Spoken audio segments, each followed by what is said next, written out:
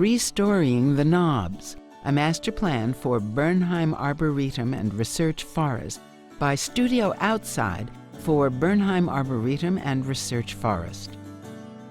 Since 1929, the privately owned Bernheim Arboretum and Research Forest has been one of Kentucky's most popular natural treasures.